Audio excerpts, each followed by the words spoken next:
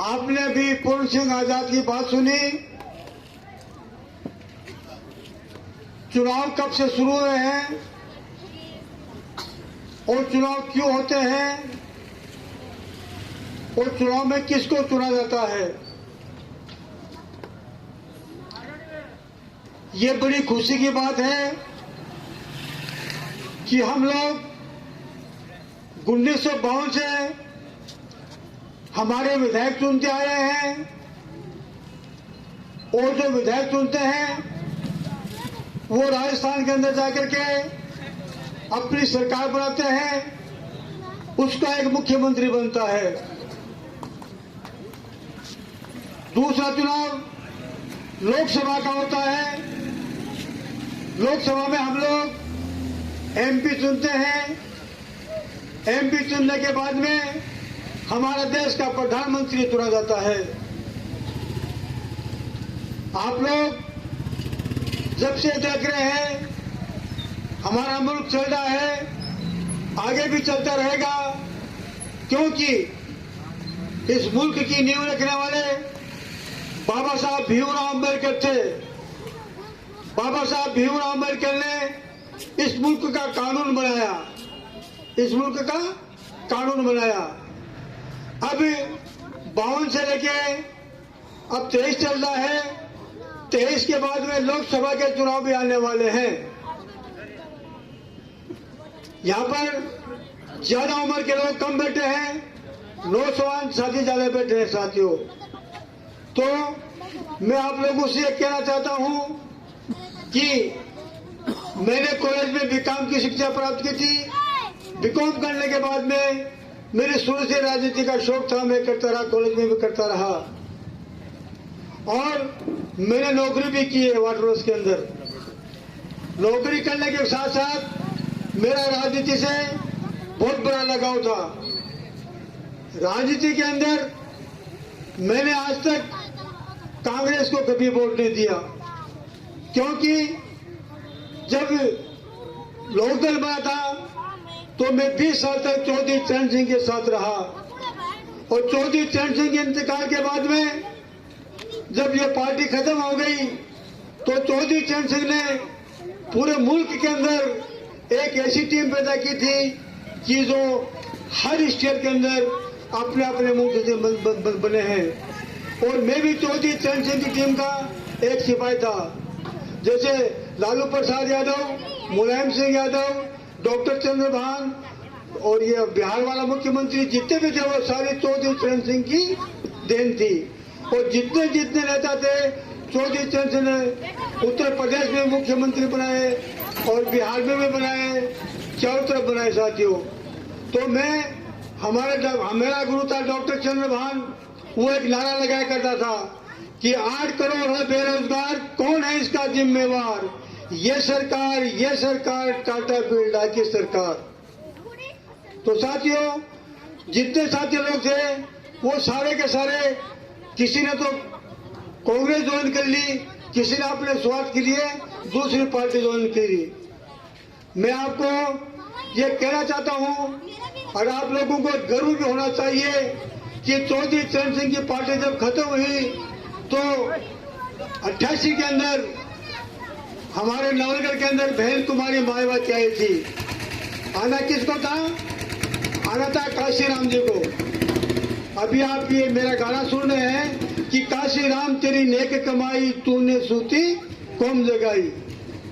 जब जब जुल्म करेगा सत्ता के गलियारों से, चप्पा चप्पा गूंज उठेगा जय भीम के नारों से।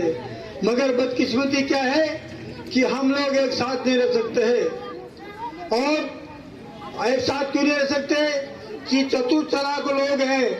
बाबा साहब भीमराव अम्बेडकर ने कहा था कि उसको अच्छी तरह मालूम था कि ये जो कांग्रेसी लोग हैं वो अभी उसके समाज के लोग तो शायद मीटिंग में बहुत कम हैं, क्योंकि उन्होंने कहा था कि आप कभी भी कांग्रेस का 54 का मेंबर भी मत बनना।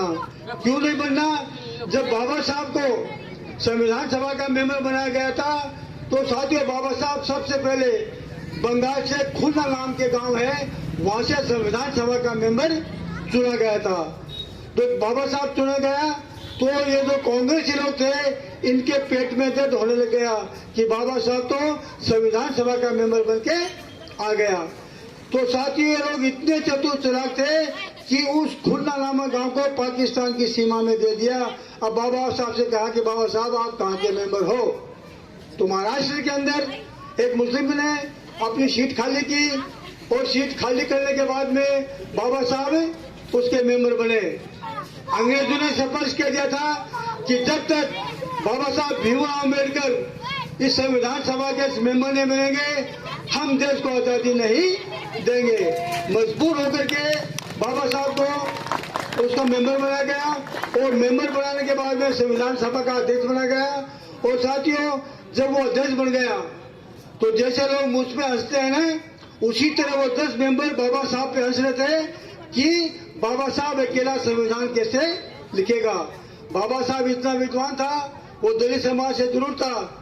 जितनी डिग्रियां उसने आज तक प्राप्त की है हिंदुस्तान के अंदर किसी भी आदमी ने उसी डिग्री प्राप्त नहीं की है।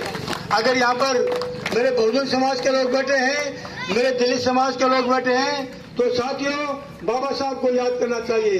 अगर बाबा साहब नहीं होते तो साथियों हमको वोट का अधिकार भी नहीं मिलता, क्योंकि बाबा साहब नहीं होते तो हमको वोट का अधिकार नहीं मिलता। और साथियों बाबा साहब इतने होशियार थे कि उसने अपने संविधान सभा के अंदर जब ये संविधान लिखा था तो साथियों उसने लिखा था कि 1 मैन 1 वोट 1 वैल्यू, चाहे वोट रानी का हो चाहे नेत रानी का हो। मगर हमारी बदकिस्मती क्या होती है साथियों, हम वोट की कीमत नहीं पहचानते हैं। आपने अम्बेडकर की वो उंगली देखी होगी कि जब तक तुम इस पार्लियामेंट पे कब्जा नहीं करोगे तुम तुम्हारा और तुम्हारे समाज का भला नहीं कर सकते हो साथियों। अब उनके बाद में बाबा साहब ने लिखा था कि शिक्षित बनो, संगठित रहो, संघर्ष करो। अभी भाई साहब बात कर रहे थे कि दलित समाज शिक्षित भी बना, संगठित भी रहा और संघर्ष भी किया। मगर मैं जाट समाज को धन्यवाद देना चाहता हूं कि उन लोगों ने बाबा साहब की तीनों बातें मानी। वो शिक्षित भी हुए, संगठित भी हुए और आज राज के लिए संघर्ष कर रहे हैं। वो बीजेपी में भी है, कांग्रेस में भी है और कांग्रेस में भी है। अपने जिले के अंदर जो जितने चुनाव हो रहे हैं उसमें ज्यादा संख्या इनकी है। मगर नवलगढ़ की बदकिस्मती क्या है कि नवलगढ़ के अंदर ज्यादा संख्या वाले एमएलए नहीं बनते हैं। हम लोगों ने लोकदल के साथ है तो नौरंग सिंह को 2 बार एमएलए बनाया, प्रतिभा सिंह को भी एमएलए बनाया। तो वो लोग एमएलए थे, उनका जो संविधान में जाते थे, सभा में जाते साथियों, उनका कार्यकाल और आज के कार्यकाल में जमीन और आसमान का फर्क है। मैं आपको बाजार की बात करता हूँ कि शुरू के अंदर हमारा जो एमएलए बना था वो श्रीराम बासोतिया था। श्रीराम बासोतिया एमएलए बना, उसके बाद वो जिला प्रमुख भी बना, उसके बाद में उसका भाई सावरमल जी एमएलए बना। और विपक्ष के अंदर मिंटर जी और नाथ सिंह हुआ करते थे। मगर साथियों वो लोग आपस में एक दूसरे से इतनी नफरत नहीं करते थे, जो चुनाव जीतता था उसको तस्लीम कर लिया करते थे। मगर आज के जमाने के अंदर उनके बारे में मैं कहता हूँ, बाजार के आदमी शायद को सुनते होंगे, हमारा माहौल बहुत बढ़िया था, वो लोग राजनीति करके चले गए। उनकी राजनीति करने के बाद में भंवर सिंह जी ने 25 साल तक राज किया। कितने साल तक किया? 25 साल तक राज किया। और भंवर सिंह जी भी बिल्कुल इतने करूर नहीं थे, इतने वो नहीं थे, उन्होंने 25 साल राज किया। उसके अंदर हमारे जैसे पूर्ण सिंह आजाद गए थे, मुस्लिम भाई हमेश कांग्रेस को वोट दे रहे थे, जाटों ने भी वोट दिया था। मगर साथियों जब वक्त बदला, तख्त बदला, तो उसके बाद में प्रतिभा सिंह चुनाव जीती थी। और प्रतिभा सिंह के चुनाव में जीत के बाद में सबसे पहले मैं किसी की बुराई नहीं करना चाहता हूँ, क्योंकि मैं 35 साल से बहुजन समाज पार्टी में हूँ और आज तक भी बहुजन समाज पार्टी में हूँ। हमारा भतीजा जिसको राजकुमार कहते हो, उसको 8 में मैंने बहुजन समाज पार्टी से टिकट दिलवाई थी। मैंने बहुजन समाज पार्टी से टिकट दिलवाई थी। मानता हूँ आदमी बहुत बढ़िया है, बहुत अच्छा है, संघर्ष भी किया है, विकास भी किया है साथियों। मगर विकास की कोई बड़ी बात नहीं होती है। एक बार एमएलए बन गया तो इसकी टिकट कट रही थी। आजकल आप देखते हो ना, सुबह का कांग्रेस में, शाम को उसको बीजेपी टिकट दे देती है और बीजेपी वाले सुबह कांग्रेस को वालों को टिकट दे देती है। ये आप लोग देखते हो। तो साथियों, जब इसकी टिकट कर रही थी, ये मैं बिल्कुल ईमानदारी से कहता हूँ, राजकुमार के जितने तुम समर्थक थे उससे ज्यादा उसका समर्थक मैं था। मैंने उसकी टिकट कट रही थी तो मैंने पार्टी को लिखा था कि अगर राजकुमार की टिकट काट दोगे तो मैं आत्महत्या कर लूंगा। वो उसको भी मालूम है, मेरे को भी मालूम है। मैंने ये लफ्ज क्यों कहते कि बहुजन समाज पार्टी को हम लोग जिंदा रखना चाहते थे। मेरे दोस्त लोग कहते हैं कि आप लोगों ने बहुत गलत काम किया, बहुत ही गलत काम किया, कि ये बड़ा चतुर चालाक है। तो साथियों, मैं चतुर चालाक की बात नहीं कर रहा हूँ। आदमी होशियार भी होता है, चतुर चालाक भी होता है, मगर उसका एक सीमा भी होती है। जब वो पहला चुनाव जीत कर गया तो साथियों उसने 1 महीना भी नहीं निकाला, वो तो कांग्रेस पार्टी में चला गया। वो ही नहीं चला गया, 6 मेंबरों को लेकर के चला गया। फिर हम लोगों को बुलाया, वो मंगतूराम मोची है, वो मेरा दोस्त है, और मंगतूराम के साथ साथ में मदन लाल खटीक है। हम 3 साथ रहा करते थे साथियों। तो उनको बोला कि भाई मैं तो पार्टी ज्वाइन कर रहा हूँ, क्या कांग्रेस। हमने मना कर दिया, आपको पार्टी कांग्रेस ही ज्वाइन नहीं करनी चाहिए। हमारी राजकुमार से आज तक कोई राज नहीं है, कोई झगड़ा नहीं है। जब से उसने पार्टी छोड़ी है तो वो आकर के सबसे पहले अंबेडकर पार्क में आया और रेगुलर को मोहल्लों में आज ने मीटिंग की, और मीटिंग में कह करके उसका उसी दिन से ही क्या हो गया, घमंड हो गया था कि मैं तो मेरी ताकत से जीता हूँ, दलित समाज की ताकत से नहीं जीता हूँ। साथियों, वो जब पहली बार बना तो साथियों फिर वो मंत्री बन गया। मंत्री बनने के बाद में साथियों हम लोगों ने और हमारे जितने भी चाहने वाले सब लोग बहुजन समाज पार्टी में ही रहे। ये बात जरूर है तो कभी अप होता है, कभी डाउन होता है, कभी ज्यादा वोट मिलते हैं, कभी कम वोट मिलते हैं साथियों। तो हम किसी का आलोचना नहीं करते हैं। और अभी चुनाव का जो वक्त चल रहा है साथियों, कि अभी परिवर्तन की लहर चल रही है। क्या चल रही है? परिवर्तन की लहर चल रही है। लोग स्टेज पे आकर के आपस में एक दूसरे को बड़ा बुरा भी कहते हैं, और ये लोग जो बात कहते हैं वो आप देखिए भागने पड़ते हो, कोई कुछ बोलता है, कोई कुछ बोलता है, कोई कुछ बोलता है, लोग बहुत खिला रहे हैं। मेरे कहने का मतलब है साथियों, तो जब आप लोगों को मैं आप सबसे पहले विकास की बातें बता रहा हूँ। हमारे राजकुमार जी क्या बोलते हैं, मैंने विकास किया, मैंने विकास किया, मैंने विकास किया। साथियों, जब आप लोगों ने मेरी बच्ची को राज्यसभा को चेयरमैन बनाया तो उससे ज्यादा विकास मैंने भी किया था, उससे ज्यादा विकास मैंने किया था। ये जो हाई मास राज लगी हुई है नवलगढ़ के अंदर, जब रेशा वालों चेयरमैन की साथियों तो 17 हाई मास प्लाट में लगाई हुई है। मगर जब से रेशा वालों चेयरमैन बनी उसके पेट में दर्द होने लग गया। और ये जो लाइटें लगी हुई है आज दुनिया भर के पत्थर लगाते हैं, इसमें मुझे पत्थर भी नहीं लगाने दिया। देखिए इस लाइट के पास रेशा वालों का नाम नहीं है। क्या नहीं है? उसका नाम नहीं, क्योंकि वो चेयरमैन थी। उसको मालूम था कि साइड के अंदर दूसरा नेता पैदा हो जाएगा तो मुझे मुश्किल हो जाएगी। और उसके बाद में मैंने शमशान घाट में भी लगाई, बाजार में भी लगाई, अपने डिपो के पास भी लगाई, ईदगाह में भी लगाई, मिंचो चौक में भी लगाई। और जिसकी बार बार वो बात कहता है ना, क्या वो राजकुमार जी, राम साहब पीर की, राम साहब पीर के जो चौक के अंदर जो मैंने लाइट लगाई थी उस पर मैंने नाम लिखवाया था रेशा वाला को, उस बोर्ड को भी उसने हटवा दिया। आप जाके देखो वहाँ पर कोई बोर्ड लगा हुआ नहीं है। बड़े मोहल्ले के अंदर मैंने रोड बनवाई थी कब्रिस्तान के अंदर, और रोड बनाने के बाद में उसमें हाई मास प्लाट भी लगाई हुई थी, वहाँ भी रेशा वाला को बोर्ड लगा हुआ है। मगर अभी आजाद ने कहा ना कि फजीती, पता नहीं किस लोगों ने जो रेशा वालों का नाम लिखा हुआ था उसको भी नीचे दिलवा दिया। अभी कोई मौत होती फिरोज चौकदार के भाई चाचा की, तो मैं वहां पर जाते मैंने कहा भाई ये किसने तोड़ा, तो पार्षद बोले हमें पता नहीं है। मैंने कहा पार्षद साहब मैं कैसे कब पूछ रहा हूँ, तुम्हें पता नहीं है?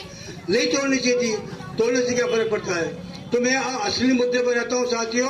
कि भाई साहब ने कहा ना, अकबर सिंह आजाद ने ये कहा कि नवलगढ़ के अंदर विकास हुआ है, तो विकास तो जो भी है राजस्थान सरकार भी विकास कर रही है और अकेले राजकुमार ने विकास नहीं करवाया है, सेंटर में भी विकास हो रहा है।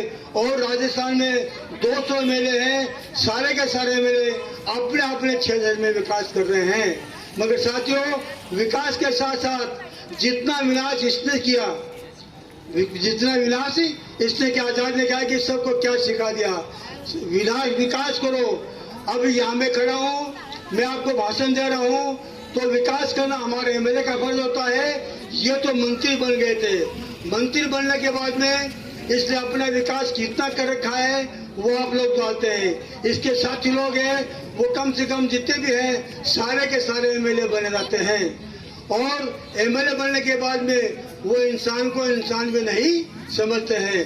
जो उसके समर्थक है, चाहे कोई भी हो, मैं बार बार मजाक में करता हूँ कि नवलगढ़ के अंदर सिर्फ जी हमारा काका काका बोलते हैं, वो तो जरूर शरीफ आदमी है, बाकी लोगों की वजह से और खुद के कारनामों से आज उसका क्या हाल हो रहा है वो आप लोगों को मालूम है। तो साथियों, आप लोगों को खुशी होना चाहिए कि मैं हाथ दोनों मोहल्ले का रहने वाला हूँ, आप लोगों का भाई भी हूँ, किसी का चाचा भी तो मैं नहीं लगता हूँ, सभी मेरे चाचा लगते हैं वैसे तो, क्योंकि मेरा पद छोटा है। तो साथियों, आप लोगों को गर्व होना चाहिए कि मैंने 3 लोकसभा चुनाव लड़े। कितने लड़े हैं? 3 लोकसभा चुनाव क्यों लड़े थे कि काशीराम जी ने कहा था कि पहला चुनाव बताने के लिए, दूसरा जताने के लिए, तीसरा हराने के लिए और चौथा चुनाव बहुजन समाज पार्टी में रहते हुए आप लोगों ने मेरे बच्चे को चेयरमैन बनाया। उसका मैं पहले भी आप लोगों को धन्यवाद दे रहा हूँ, आज दोबारा धन्यवाद इसलिए दे रहा हूँ कि आने वाला जब समय होगा तो साथियों, कठपुतली बन करके मत रहो, शेर बन के रहो। अगर कुछ पर कठपुतली बन के रहोगे तो इसका अंजाम तो खराब होगा ही, साथ में जितनी कठपुतली बनी है उनका भी अंजाम खराब होने वाला है। और अभी भाई आजाद ने कहा कि 1 मैन 1 वोट होती है ना साथियों, वोट की एक ही वैल्यू होती है। मैं बिल्कुल बात सही कहता हूँ कि अगर माहौल अच्छा बनता है तो उसके बाद में शेड्यूल कास्ट के 55,000 वोट हैं, माली समाज के 45,000 वोट हैं, मुस्लिम समाज के 40,000 वोट हैं, कुमाऊं समाज के 20,000 वोट हैं। साथियों, सबके वोट बने हैं।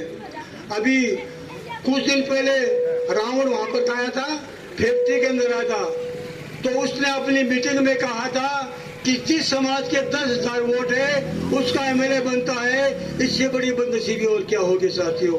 क्यों? क्योंकि वो पार्टी को कब्जे में रखते हैं। क्या रखते हैं?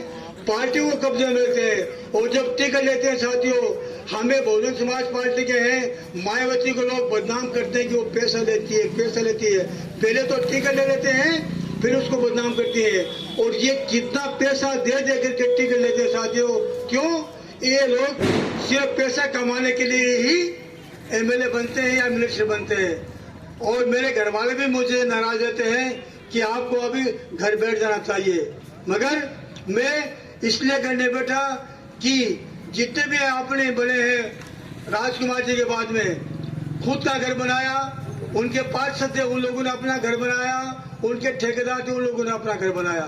और साथियों, विकास की बात मैं कह रहा हूँ, आपके सामने हवेलियां तोड़ना, बदराना जोड़ा बेचना, मंदिर आजाद के घर के पास मंदिर तोड़ना, ये विकास माता है या विनाश माता है? बताइए आप क्या माता है? मगर किसी की हिम्मत नहीं है कि राजकुमार जी के सामने हुप बोल दे। विकास की बात करते हैं साथियों। विकास तो होता रहेगा।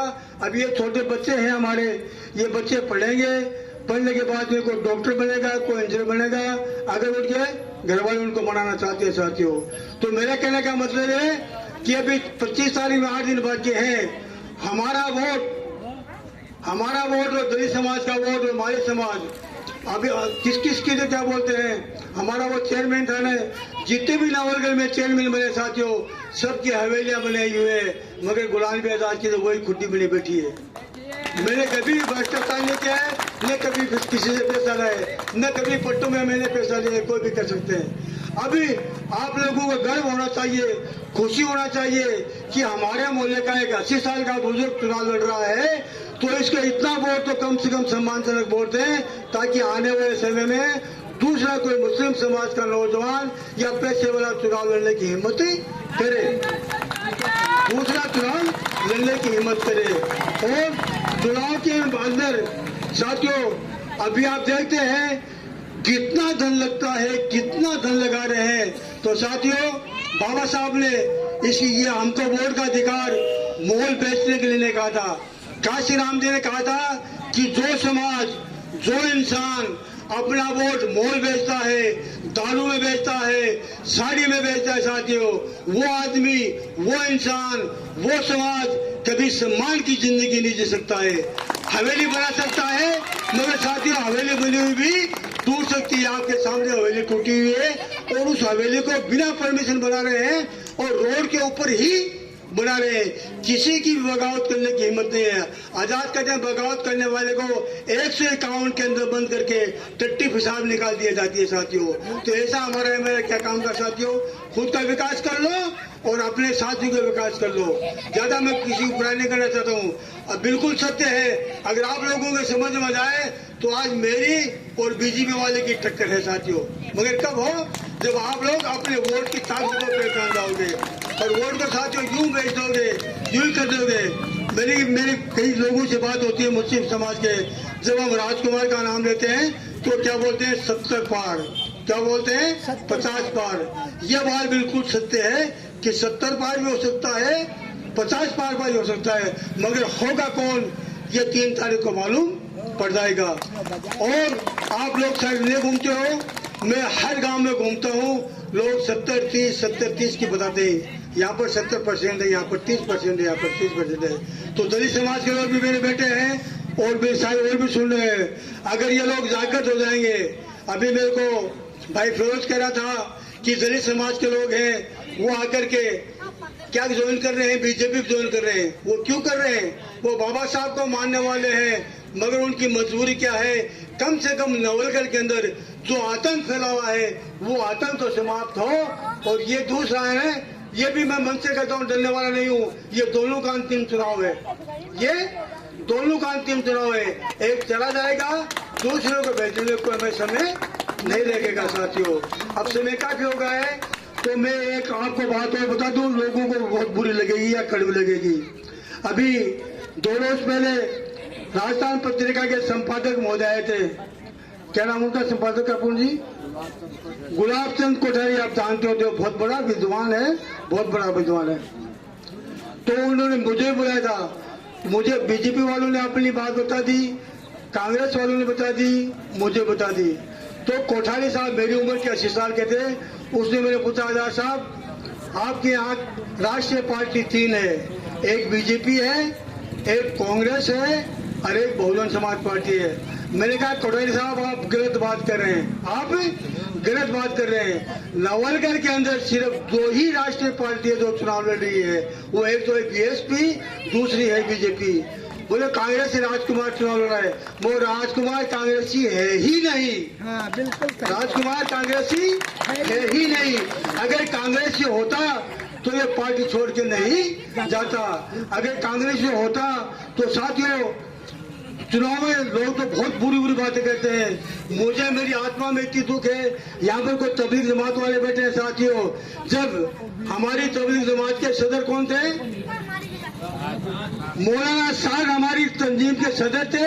जब तंजीम में कोविड के अंदर उस पर मुकदमा हुआ तो ना मोदी बोला, ना हमारी प्रियंका बोली, ना हमारा राहुल बोला, कुछ कोई नहीं बोला। ने राजस्थान के अंदर एक ही शहर है जिसका नाम है राजकुमार शर्मा। वो क्या बोला कि मौलाना साहब को जमीन खा गई, आसमान निकल गया, उस पर मुकदमा क्यों नहीं चलती है, सेंट्रल सरकार उसको अरेस्ट क्यों नहीं करती है। तो कैसा कांग्रेसी है बताओ। अगर वो कांग्रेसी होता तो हमारे जमात का जो मौलाना साहब था उसकी खिलाफत नहीं करता। और लोग तो इतने डरे हुए हैं कि जब कोविड चल रही थी तो कोविड के अंदर एक शियाई मस्जिद के अंदर 2 घंटे तक आतंक मचाता रहा, किसी की हिम्मत नहीं रही कि उसको रोक ले। और कोविड के अंदर सब लोग क्या कह रहे थे, राजकुमार के आदमी कहते हैं हमने बहुत माल बांटा, माल बांटा। तो साथियों बड़े मोहल्ले के अंदर कमरू कुरैशी और वो दूसरा क्या नाम उसका सलीम जिंदरान, ये दोनों बेचारों ने क्या जुल्म कर रहे थे, वो भी फल सब्जी बांट रहे थे, वो भी तो फल सब्जी बांट रहे थे, उनको भी अरेस्ट करवा दिया साथियों। अगर आपको आतंक खत्म करना है तो नवलगढ़ के अंदर साथियों 5 दिन बचे हैं। मैं आपके समाज का भी हूँ, आपका बच्चा भी हूँ और आप लोगों को धन्यवाद देना चाहिए। मैंने एक ही पार्टी पकड़ी है, शुरू में लोकदल में था, 35 साल में इस पार्टी में हूँ। मेरे यार दोस्त लोग कहते हैं यार तूने क्या पार्टी पकड़ दी है, लोग तो पार्टियां बदलते रहते हैं। जब मेरी बच्ची चेयरमैन बनी मुझे भी लालच दे रहे थे कि रेसावाना को बीएसपी छोड़वा करके कांग्रेस में ज्वाइन कर दो साथियों। तो आप लोगों का सम्मान साथियों तभी होगा जब बाबा साहब का संविधान बना बचेगा साथियों। ये सेंटर वाले संविधान को भी समाप्त करना चाहते हैं, सेंटर वाले इस संविधान को भी समाप्त करना चाहते हैं। अगर आपको इस मुल्क का संविधान बनाना चाहती हो तो आपको बहुजन समाज पार्टी में आकर के अभी जो लहर चल रही है, चाहे वो उत्तर प्रदेश हो, चाहे वो बिहार हो, चाहे बंगाल हो, इन लोगों ने क्या बनाया, इंडिया गठबंधन बनाया है। क्या बनाया है, वो लोग भी परेशान है, वो लोग परेशान होकर इंडिया गठबंधन बना रहे हैं। आने वाले समय में 101% जब लोकसभा के चुनाव साथियों तो जो आतंक मचा रहे हैं उनका आतंक भी खत्म हो जाएगा। और यहाँ जिसने आतंक मचा रखा है साथियों, तो मैं आप लोगों को कहता हूँ कि इस आतंक को खत्म करने के लिए आप भयभीत मत रहो, लीडर रहो। मैं आपके मोहल्ले का बच्चा हूँ, शेर की तरह सेना जी को और शेर की तरह 5 तारीख को ठप्पा मारो तान के हाथी के निशान पे। जय भीम, अस्सलाम वालेकुम। और कोई भाई बोलना चाहता है?